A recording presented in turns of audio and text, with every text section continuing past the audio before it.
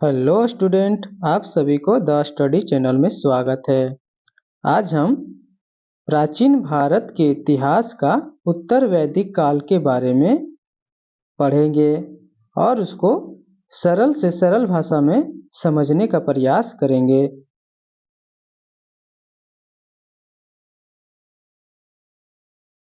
बिना देर किए हुए चलते हैं प्रश्न पर।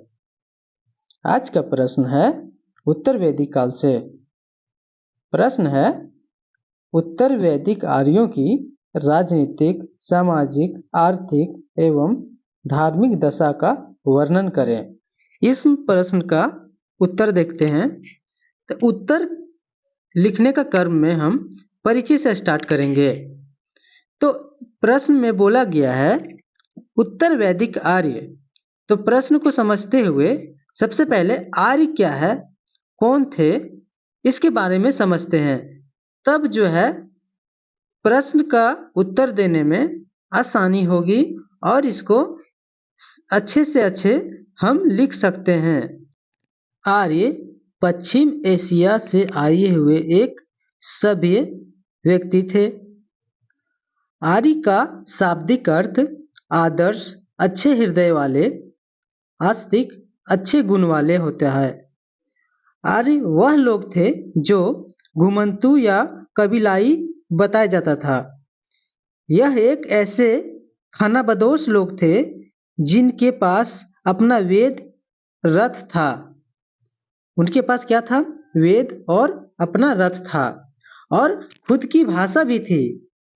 आर्य एक सभ्य व्यक्ति था जिसके पास अपना वेद और रथ था और खुद की भाषा थी। उसकी भाषा क्या थी? संस्कृत, जो अपने आप में सभ्यता का अर्थात वो अपने आप को सभ्य बतलाते थे। उनकी भाषा संस्कृत थी। अपनी बोलचाल की भाषा में संस्कृत इस्तेमाल करते थे। अब चलते हैं आर्यों के राजनीतिक जीवन के बारे में। उत्तर वैदिक काल में आर्य का प्रभाव दिन प्रतिदिन बढ़ता चला गया और क्षेत्र का भी विस्तार हुआ। मतलब कि उत्तर वैदिक काल के समय आर्यों का प्रभाव बहुत अधिक था और दिन प्रतिदिन अपना प्रभाव को बढ़ाए जा रहा था और अपना क्षेत्र का भी विस्तार दिन प्रतिदिन किए जा रहे थे। राजा को अधिकार में वृद्धि हुआ। अब क्या हुआ कि आर्य लोग दिन प्रतिदिन अपना प्रभाव को बढ़ाए जा रहे थे। उसके क्रम में राजा के अधिकारों में निरंतर वृद्धि कर रहे थे और प्रतिनिधित्व करने वाले जितने भी संस्थान थे उनकी कमी हो रही थी। उन संस्थाओं का जिम्मेवारी में कमी कर रही थी। पहला पॉइंट है प्रभाव क्षेत्र का विस्तार। आर्य इस काल में सिर्फ पंजाब तथा गंगा यमुना नदी के दोआब तक ही सीमित नहीं रहे। आर्य का क्षेत्र क्या था? पंजाब और गंगा नदी के दोआब क्षेत्र था, जो कि उस क्षेत्र का निरंतर विस्तार कर रहे थे और वे वहीं तक सीमित नहीं रहे। वो आर्य जो है आगे बढ़े और वे सप्त सिंध प्रदेश से पूर्व तथा दक्षिण भारत की ओर भी बढ़ गया। और मतलब कि आर्य जो है सो कहीं रुक नहीं रहा था। वो अपने क्षेत्र का विस्तार निरंतर करते जा रहे थे और पूर्वी तथा दक्षिणी भारत की ओर भी निरंतर बढ़ रहे थे। शतपथ ब्राह्मण से यह पता चलता है कि वे गंडक नदी तक पहुंच गए थे और संपूर्ण गंगा नदी के घाटी पर अपना अधिकार जमा लिया। यहाँ बात समझने की है कि आर्य जो है वो अपने क्षेत्र का विस्तार, जहाँ पर ज़्यादा उपजाऊ भूमि था, दोआब क्षेत्र, जो कि गंगा यमुना नदी दोआब क्षेत्र बहुत ही उपजाऊ था, उस पर भी कब्जा कर लिया और वहाँ से गंडक नदी तक पहुँच गए, जो कि संपूर्ण गंगा नदी घाटी पर अपना अधिकार कर लिया और वो क्षेत्र को अपना लिया। दूसरा पॉइंट है प्रादेशिक राज्यों की स्थापना।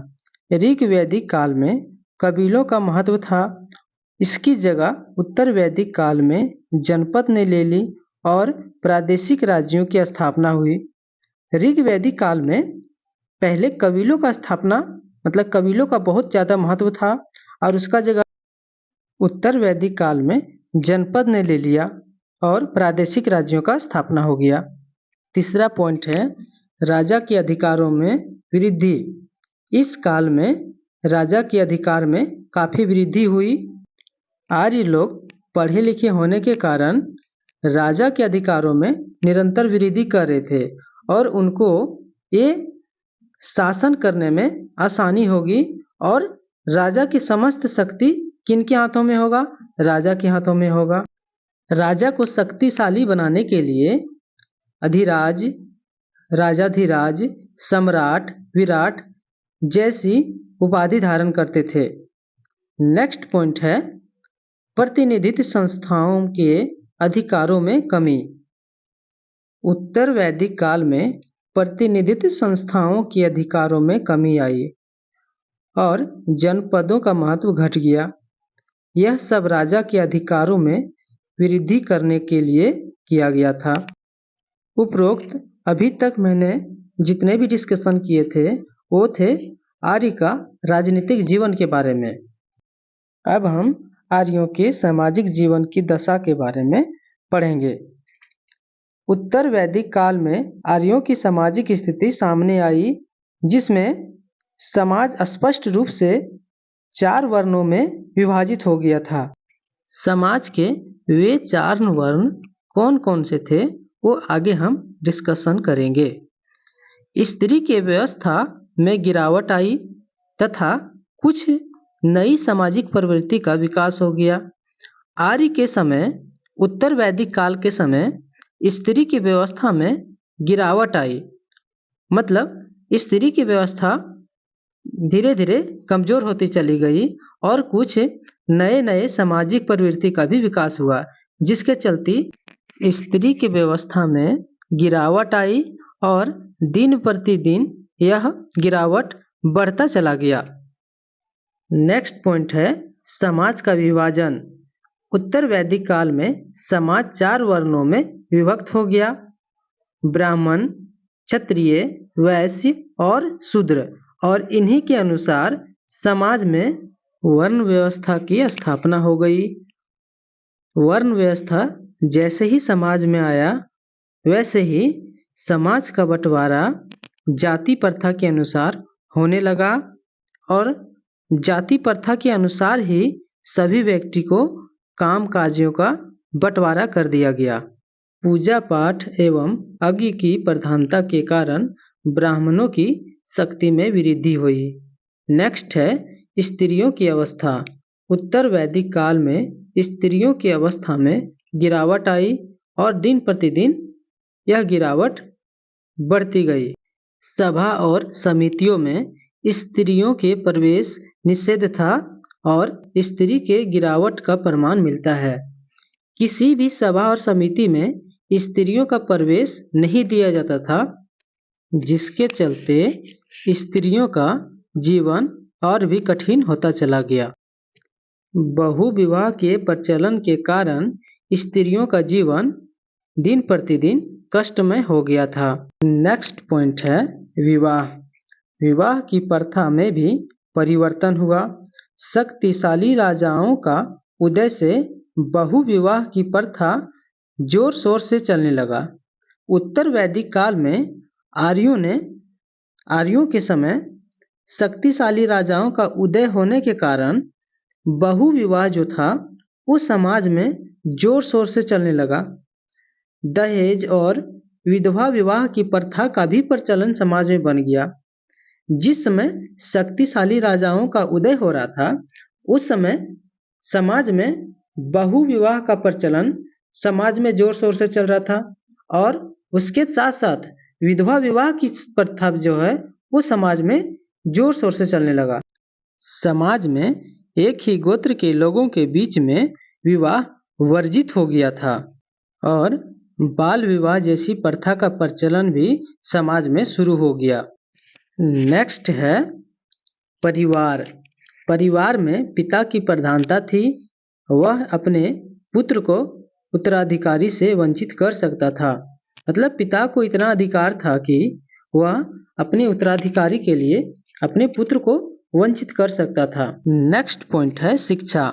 उत्तर वैदिक काल में शिक्षा के ऊपर काफी बल दिया गया था। ब्रह्मचर्य अवस्था के अनुसार विद्यार्थियों को गुरुकुल में शिक्षा प्राप्त करने जाना पड़ता था। शिक्षा प्राप्त करने के समय गुरु की सेवा करते थे और बाद में शिक्षा पूरी हो जाने के बाद दक्षिणा का प्रचलन था। अब आते हैं आर्यों के आर्थिक जीवन के बारे में। पहला पॉइंट है कृषि की प्रधानता। उत्तर वैदिक काल में आर्यों ने अस्थायी जीवन जीना शुरू कर दिया था। कृषि ही उनकी आजीविका का मुख्य साधन बन गया। हल और बैल के मदद से वह खेती करना जानते थे और वह खेती की जानकारी रखते थे। आर्यों ने कृषि के माध्यम से अपना जीवन यापन करते थे और खेती में धान, गेहूं, जौ, उड़द, मूंग, मसूर, तेल आदि फसलों की खेती की जाती थी। नेक्स्ट पॉइंट है पशुपालन एक सहायक धंधा। पशुपालन एक सहायक धंधा हो गया था। वैसे गाय और बैल के अलावा भैंस, बकरी, भेड़, घोड़ा आदि का भी पालन किया जाता था।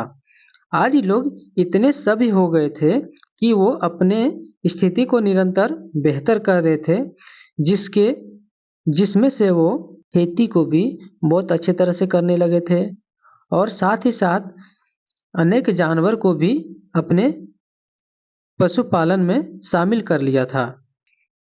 नेक्स्ट पॉइंट है वाणिज्य एवं व्यापार। उत्तर वैदिक काल में वाणिज्य एवं व्यापार का भी विकास हुआ था। जल और थल दोनों मार्गों में व्यापार हुआ करता था और सिक्कों का भी प्रचलन हो गया था। उत्तर वैदिक काल में आर्यों ने अपनी व्यापार की स्थिति को मजबूत कर लिया था और दिन प्रतिदिन इसका विकास तेजी से करने लगे थे। अब आते हैं नेक्स्ट पॉइंट आर्यों के धार्मिक जीवन के बारे में। नेक्स्ट पॉइंट है देवताओं के महत्व में परिवर्तन। उत्तर वैदिक काल से पूर्व प्रमुख देवता इंद्र और अग्नि थे। इनका महत्व उत्तर वैदिक काल में कम हो गया। इनके जगह पे प्रजापति, रुद्र और वैष्णव ने ले ली।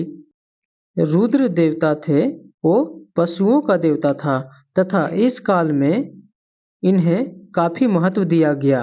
नेक्स्ट पॉइंट है यज्ञ और कर्मकांड की प्रधानता। उत्तर वैदिक काल में यज्ञ और कर्मकांड की महत्व बढ़ गई। पहले भी देवताओं की पूजा पाठ तथा मंत्रों के माध्यम से होती थी, लेकिन अब कर्मकांड का महत्व दिया जाने लगा और यज्ञ की विधि जटिल होती चली गई। उत्तर वैदिक काल में आर्यों ने मंत्रों का उच्चारण पर बल दिया जाने लगा। यज्ञ करने वाले को बड़ी सावधानी से मंत्र का उच्चारण करना पड़ता था। यज्ञ करवाने के बदले में पुरोहित को सोना, कपड़ा, घोड़ा और गाय भी दक्षिणा के रूप में दिया जाता था।